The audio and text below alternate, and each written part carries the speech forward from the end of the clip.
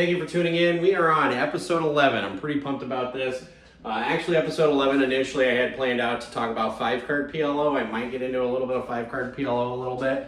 But otherwise, I've had so many questions, so much feedback. People curious about like 3-bet pre-flop raising, 4-bet pre-flop raising, what situations are you going to call, things of that nature. And then also, bet sizing in general on the flop, on the turn, on the river, things of that. So I'm going to cover some of those things as well. Keep in mind, all of this is going to refer to some type of 1-2-5 straddle 10 PLO game with a $1,000 max buy-in, or maybe a $500 max buy-in. And again, this is great for those of you who are transitioning from no limit hold'em to pot limit Omaha. I've had a lot of great feedback and comments from people saying, I've been wanting to dip my feet into pot limit Omaha, Professor, and some of your videos are making me itch a little bit more and want to go. And I think that's great. As long as you apply some of the principles that I've taught here, you should do okay. And as you play and get more comfortable and familiar with it, I'm sure you'll end up being profitable. So the first thing I'm going to talk about to go over for some of the comments, again, is pre-flop bet sizing on 3-betting and 4-betting. And before I go into that, first of all, everybody, thank you for watching these videos. Thank you for subscribing. We're at like 1.2, I think, K subscribers. I'm pretty excited about that. And again, thank you for all the comments and feedback. Keep them coming along. Go ahead and share these videos. Hit the like and subscribe if you haven't already. Enough about that stuff. Let's go ahead and get into pre-flop raising. Now, because you are playing on the entry level of pot limit Omaha, which is either going to be like a 1-1 or a 2-2 down in Florida. I know like Best Bet does a 2-2 game. But like a 1-2-5, bring it in for 5, straddle to 10, things of that nature. Generally, anytime somebody 3-bets, red flags should go off. Okay, that doesn't mean that you shouldn't call a 3-bet. Any of the 3-hand principles are calling hands, provided you have the right implied odds. And I know I covered that once before, but can anybody remember what that was? Oh yeah, Tommy in the back. So if you have some type of pocket pair, like 9-9-XX and beyond, I'm just going to put a plus right here, you're going to flop a set, keep in mind about 1 out of every 7.5 times, all right? So when you're trying to figure out, I just brought it in for $30 pre-flop, and we have one caller in between, and then somebody goes ahead and say they pot it, they kick it up a notch, and now it's 135 to call, or in other words, 105 more for you to call. Do I have the right call? Do I have the right implied equity to make a call in that situation? If you feel you know your opponent, because again, 3-betting pre and pot limit Omaha for the most part is, it's more common the higher stakes you go up, and it's more common the more experienced players you get. But just remember again, when you started playing 1-2 no limit hold'em or 1-3 no limit hold'em, the amount of 3-betting that occurs is at a much smaller frequency than when you get up to like 2-5 and 5-10 no limit hold'em. And because of that, the people who are 3-betting, generally speaking, are going to have strong hands. So they're going to have pocket aces with a suit. They're going to have pocket kings, maybe double suited, pocket queens double suited, some type of rundown. So it is all player dependent. But generally, if the bet is an additional $100, okay, look at the person's stack size. I really can't stress that enough. Pot limit Omaha, there's so many times when the stack size is so important, because if you do end up hitting your set, the only way that you're getting the proper odds is if you think you can get the right amount of money put into the pot by your opponent, okay? So again, 1 out of 7.5, 1 out of 7 hands, somewhere around there, you're going to flop a set. So in this situation here, if you only have $500 behind, okay, are you getting 7-1 on your money? What was that, Bob? No, not really. You're not. But on the flip side, so your stack size is just as important as well. On the flip side, if you have $1,500, $2,000 behind, and the gentleman or the female who's 3-betting you has the same amount behind, in that situation, you are getting the right implied odds to call. Now, somebody asked me, based on position, how often are you 4-betting? How often are you calling a 4-bet? So in this situation, say Someone else is the original raiser and you 3-bet it because you have a good rundown hand. Say you have something like 7, 8, 9, 10 DS, and we all know that means double suited, and you 3-bet that. Say you're the person that makes it 135, or say you just make it a little easy and you make it 100, which is just kind of a juicer is what I like to call it. It's just a juicer raise. It's not necessarily a pot size raise, but you make it 100 and then it kicks back and the person, say they do a full pot size bet, and let's just make it easy and say that comes out to be $350. Are you still getting the right odds to call a 4-bet in those situations? So again, in this situation, you got to look at stack sizes. If the person who makes it $350 only has $250 behind, okay, they're not going to fold their hand, no matter what the flop is. Whether it's aces, whether they have pocket aces and the flop comes 7, 8, 9, they're still not folding. They're getting the right equity to call no matter what. So in this situation, you just have to be familiar with what kind of rundown hand you have and what kind of equity you have. I had somebody comment on one of my videos that I got it all in 3 ways, deuce, 4, 10, jack with 1 suit.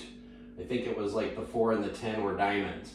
And I got it all in for $950 pre. And they said, I don't think you're teaching good fundamentals to your students, Mr. Thatcher or Professor, because deuce, 4, 10, jack with 1 suit is an atrocious hand. I couldn't agree more. It's a pretty bad hand, but in the situation that I was in, it took me about 2 minutes to call because I kept looking at both individuals, and one of the things that I do, particularly because I believe in my reads more than anything else, is I play my reads. And it just really felt like both of them had aces. I mean, they were just like, and I was just caught in between.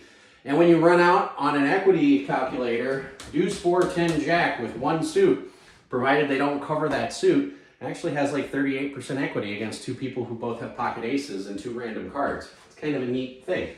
So in that situation, I went ahead and called, and I got dumb lucky. The flop was deuce, deuce, 10.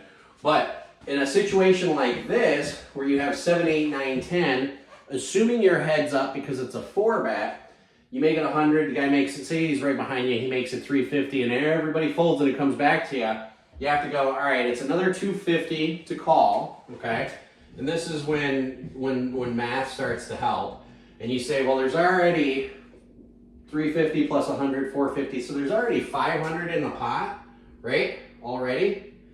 And he has $250 behind, and you know that because he's got more than 66%, he or she has more than 66% of their stack in there, even if they have aces, they have the right equity to call. So in a situation like this, you can say, well, it's $250 to win 750. Because even though the person who 4-bet has another $250 behind and that's not in the pot, it doesn't matter what the flop comes up, even if you smash it, like if the flop is 998, okay?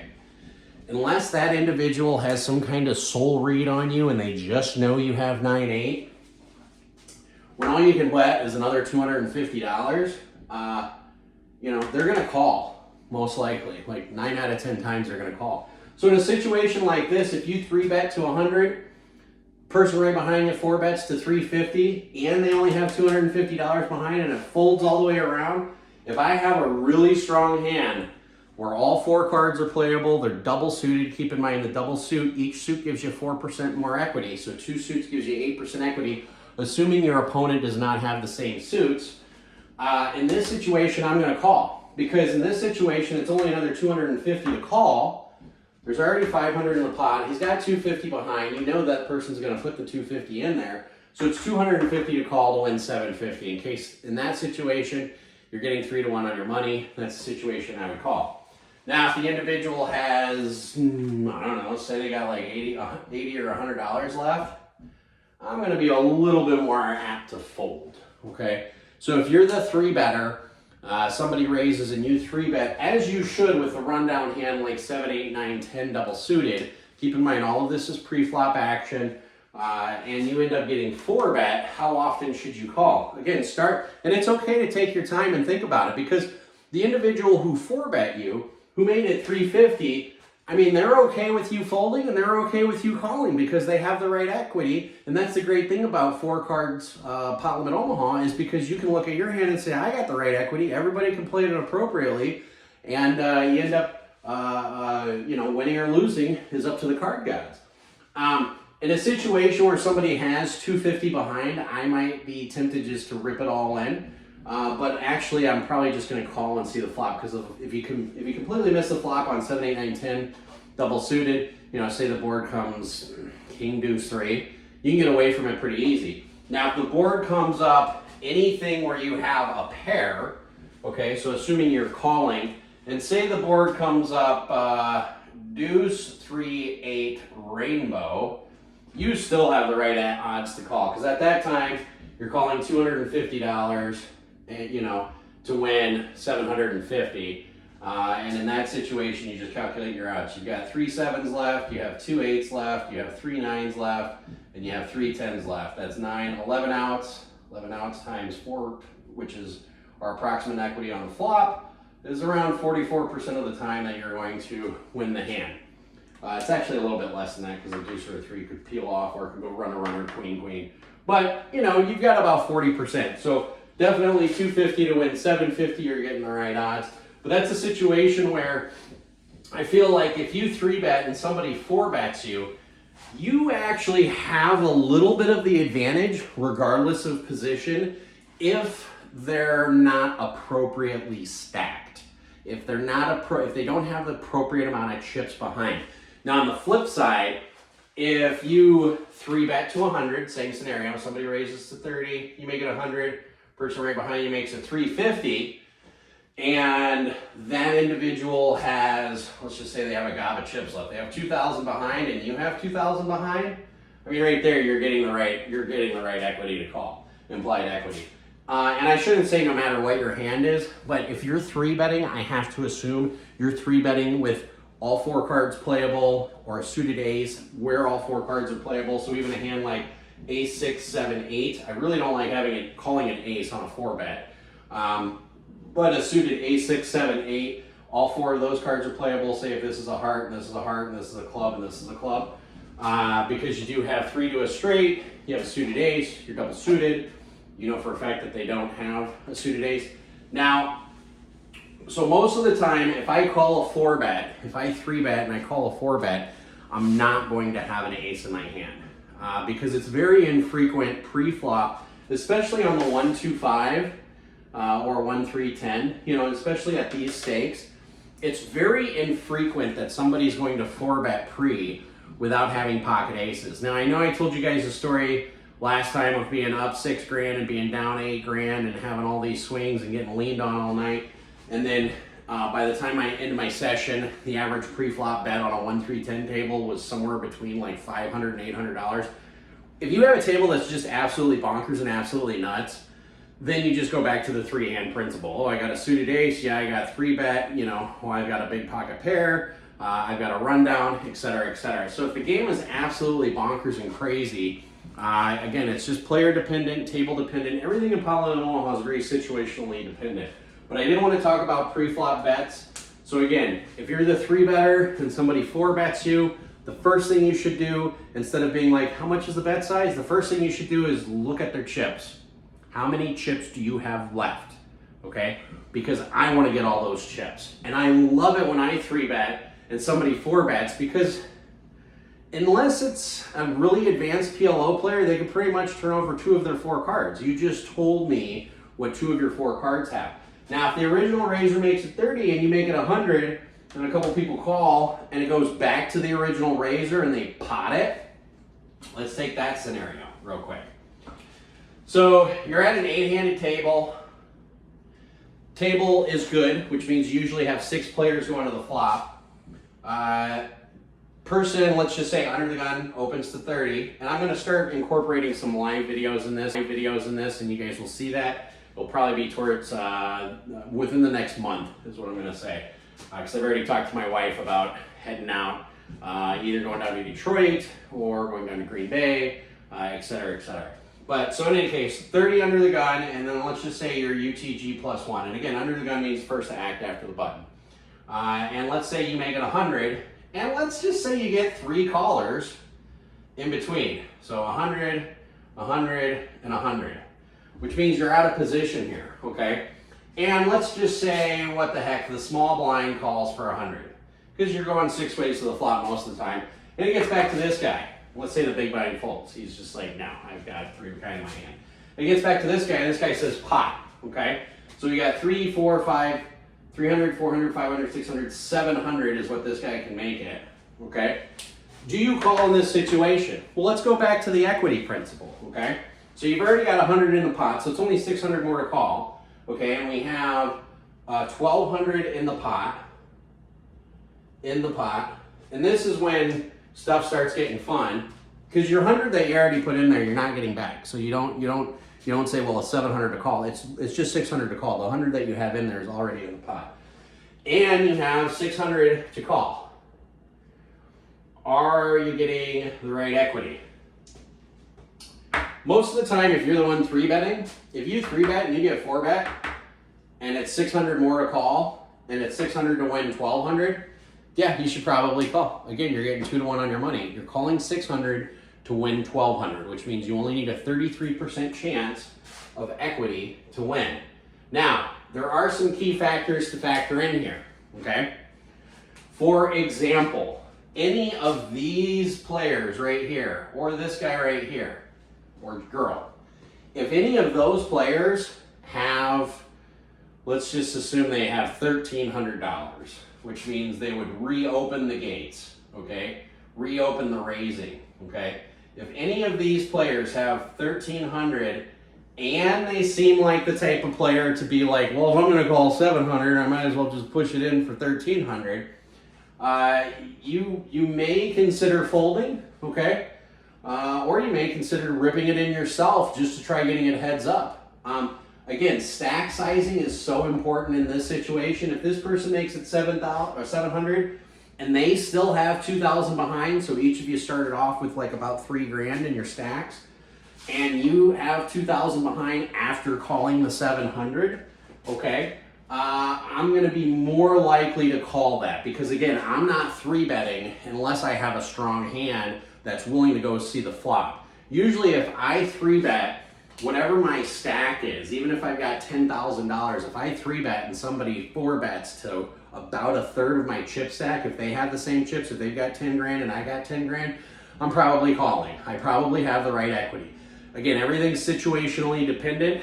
In a situation like this where somebody 4-bets, they're telling the whole world, I have aces,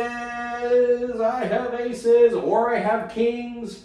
Very rarely are they ever going to have queens here. I've done it a few times with queens. It's a good squeeze spot with queens because you can get kings to fold. But in any case, the only time they're going to 4-bet back like this, most of the time, I shouldn't say the only time, is if they have aces or kings.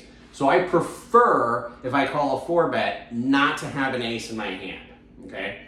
Obviously, if I have pocket aces, I'm just going to rip it in. Pocket aces, you're going to have the highest equity. You want everybody to call. I know that sounds crazy, but when you have the better equity, you want everybody to get their money in as much as you can. So that covers pre-flop bets on 3-betting and 4-betting. I knew I could do a whole video just on this, and I've had enough questions and enough messages for that. And now let's go into bet sizing, all right? Because somebody said, hey, can you go over like what's some good continuation bets? Keep in mind, all of this is pertaining to a 1-2-5 straddle for 10 or a 1-3-5 straddle for 10 game. But generally speaking, when the flop comes out, there's 2 types of bets that are out there in my opinion. One type of bet is what I call the go away bet. I think I've mentioned this a few times. Go away! I don't want you to call. That's usually a pot size bet. Okay, so 90% to 100% a pot is what the go away bet is. The second bet is, somebody said it was a probe bet, a feeler bet, feeler / probe, slash juicer. Any of these describe the 2 different types of bets. So on the flop, what you're going to see a lot of times is you're going to see a lot of juicer bets and you're going to see a handful of go away bets. Well, let's assume for all intents and purposes, you get to the flop, And in all of these situations, we're anywhere between 4 and 6 people post-flop, okay? And let's just assume that there's $200 in the pot to start with, okay? And in a situation where you have a feeler or a probe or a juicer, and again, everything's dependent on the table and the time and the situation, but in some situations, like if the board is deuce 4 jack rainbow, and I was the one that was the pre-flop raiser, if I have top pair with 3 danglers of some sort, so I have, say, 9 jack, queen king, okay? I don't even need jack ace. But if I have some type of hand where I've got a jack, and then I can turn 2 pair, which also gives me a straight draw, so all 4 cards are playing at this point in time, I'm gonna do some kind of juicer bet, okay? So I'm gonna bet on a $200 pot with 4 to 6 callers, and I'm going to expect to get 2 to 3 of those people to call. I'm gonna bet anywhere between $75 and $125. Now, on the exact same board, if I have a set of jacks, jack, jack, XX, I will do the exact same bet, $75 to $125. I do that to disguise when I'm doing a feeler bet and when I have the stone cold nuts. Because I can't tell you how many times if you've got jack, jack, XX and you put out $75, people who don't apply the pocket fours aren't a great hand principle. So mostly people who haven't seen my videos. If they have a set of 4s, they're going to raise you. They're going to say, aha, $75 is not enough. I'd like to make it 400. And that's when you're like, okay, let's look at their chip stack. If they've got 2,000 behind, I'll go ahead and flat here, see if they want to blast off on the turn if they're in position. Or they could have a hand like 3, 5, 6, okay? In which case, I'm still probably just going to flat the flop. See if a safe card comes on the turn, like a 7, an 8, a 9, a 10, queen, king, ace, a deuce, or a 4. And then I'm going to reevaluate and go from there. But so I do this whether I flop the nuts or I have 1 pair with 3 danglers, okay? And I'll also do that if I have a hand like 3, 5, 6. Let's say I have ace, 3, 5, 6. So complete and total wrap. I'm going to bet somewhere between $75 and $125. The people that you see that sit down and they raise pre-flop, and again, let's just assume there's 4 to 6 people post-flop, there's $200 in the pot. If the board's a little bit more draw heavy, say it's 9, jack, 3 with 2 suits, so we have a club and a club here, and they have jack, jack, XX, the people who aren't experienced very much in Parliament Omaha will say pot, okay? Some people who are experienced will do it. Again, it's player dependent, and it also depends, like if I'm playing on a table and I know somebody else is really experienced in PLO, and I've gone to battle with them a few times, and we always have a great time because we get to get all of our money in and see what happens. In situations like that, if I know an individual's there that doesn't mind gambling, like on 10, queen, king, I might go pot. Chances are, though, I'm still betting it's between $75 and $200. But on a well-connected, on a juicy board like 9, jack, 3 with 2 clubs, if somebody starts off and they just open pot, I usually assume that they have the ace high draw, or they have a wrap, or they have a set.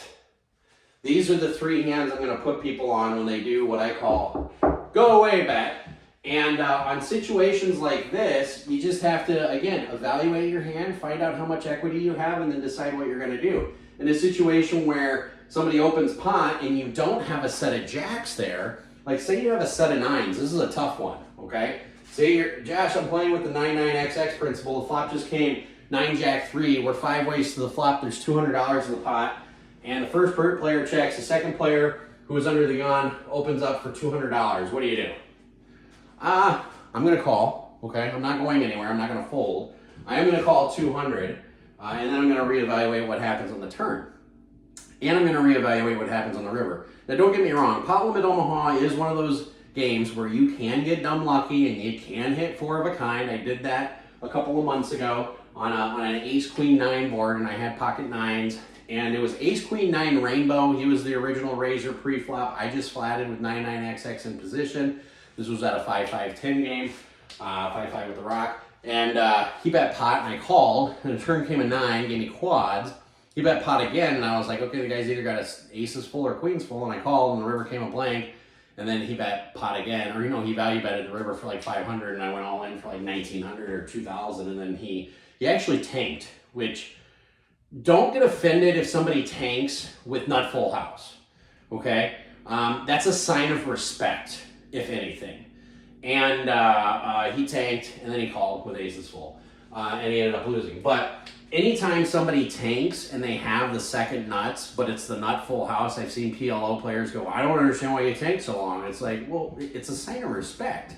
I've done it plenty of times where it's like, yeah, I got aces full, I just potted it on the river, and you just repotted it into me. I mean, what can you have? I guess you can have kings full there or something.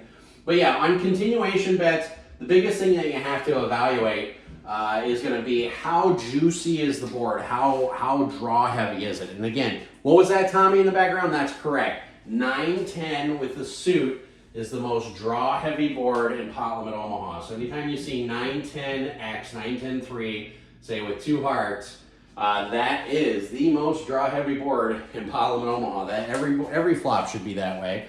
You give somebody a set of 10s and everybody else a draw. That's perfectly okay. But that's generally how I'm going to play it as far as continuation bets. Again, you flop second set, proceed with caution. You flop bottom set, proceed with caution. If you flop bottom 2 pair, proceed with caution. That should go without saying. But generally speaking, yeah, no matter what the flop comes out, if I've got a piece of it that is top pair with three overs, okay, where all 4 cards are playing, where I can go runner straight, I'm making a call. Now, when you start getting into your higher games or your deeper stack games, because even on a 1-3-10 game, people could be sitting there with $5,000 behind, okay? And this is very, very situational. This is a little bit more, I don't know, I don't want to say advanced, but just more experienced, where if the board comes something like deuce 4 10, and say the pot's $200, again, 4 to 6 players, and you have something like 8, 9, jack, queen, okay? You absolutely swing and a miss, and you basically flopped the one key card that's in your wrap, your one gapper. I'm calling. If you've got $5 behind, and I've got $5 behind, yeah, I'm calling. I'm calling to spike my gin card. I want that 7, I want that 8, I want that 9, the jack, the queen, the king, anything like that. Because in a situation like that where 2 of us are really deep, and I know it's a float call, okay, you're floating, but in a situation like that, I can't tell you how many times I've seen like a 9 come on the turn, and then just something, whether it's a queen or an 8 or something, where the guy who, say, flopped a set of 10s is just like, how do you call there? You flopped absolutely nothing. And it's like, you had $5,000 behind, I had $5,000 behind. I'm getting the right implied odds to go runner. And I don't know if you are for sure, but I always feel like you are. If you're in position, it's a good strategy to have. But yeah, that should cover it for bet sizing and pre-flop 3 and 4 betting ranges. Hopefully that does give you a good idea. Everybody's a little bit different. My biggest stressor that I can't stress enough is if you're playing with an experienced pot limit Omaha player, or if you are an experienced pot limit Omaha player, so you've watched these videos, you've transitioned from no limit, and you've been playing for a while, and you feel like, okay, Professor, I'm at the point now where I feel pretty experienced. Yeah, if there's $200 in the pot and you flop the nuts, deuce 4 jack. I mean, some people will make the argument that with Jack, XX, you can check. I don't believe in checking in pot limit Omaha unless it's on the river and you're doing it to either check raise with a bluff or check raise with the nuts.